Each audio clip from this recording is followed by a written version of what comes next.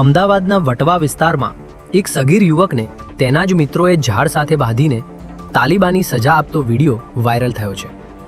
સામાન્ય અદાવતમાં સગીરના જ મિત્રોએ તેને ધાક ધમકી આપીને એકાંતવાળી જગ્યાએ બોલાવ્યો હતો। ત્યારબાદ અન્ય 3 સગીરોએ તેને ઝાડ સાથે બાંધીને ઢોર માર માર્યો હતો। વિડીયોમાં જોઈ શકાય છે કે સગીર પોતાની જાતને બચાવવા માટે મિત્રો સામે હાથ જોડીને રડી રહ્યો છે, પરંતુ હુમલાખોરોએ અત્યાચાર ગુજારવાનું ચાલુ રાખ્યું હતું અને આ આખી ઘટનાનો વિડીયો પણ ઉતાર્યો હતો। ત્યારે વટવા પોલીસે આ વાયરલ વિડીયોની ગંભીરતાપૂર્વક નોંધ લઈને તપાસનો ધમધમાટ શરૂ કર્યો છે। અમદાવાદના ઓઢવ વિસ્તારમાં આવેલી પ્રધાનમંત્રી આવાસ યોજનાના મકાનોમાં પ્રાથમિક સુવિધાઓના અભાવે સ્થાનિક રહીશોનો રોષ ફાટી નીકળ્યો હતો, જેમાં સોસાયટીના 70 થી 80 રહીશો અમદાવાદ મ્યુનિસિપલ કોર્પોરેશનની દાણાપીઠ ખાતે આવેલી મુખ્ય ઓફિસે ઉગ્ર વિરોધ પ્રદર્શન કરવા પહોંચ્યા હતા।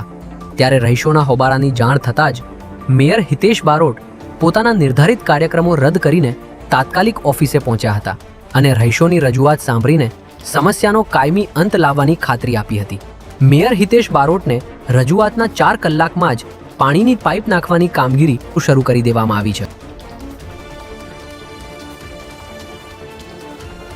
રાજ્યના પાટનગર ગાંધીનગર સ્થિત સચિવાલય પરિસરમાંથી એક મોટા સમાચાર સામે આવ્યા છે, જેમાં સચિવાલયના બ્લોક નંબર 13 પાસે આવેલા પાવર સપ્લાયના ટ્રાન્સમિશન વાયરિંગમાં અચાનક શોર્ટ સર્કિટ થવાના કારણે જોરદાર વિસ્ફોટ થયો હતો।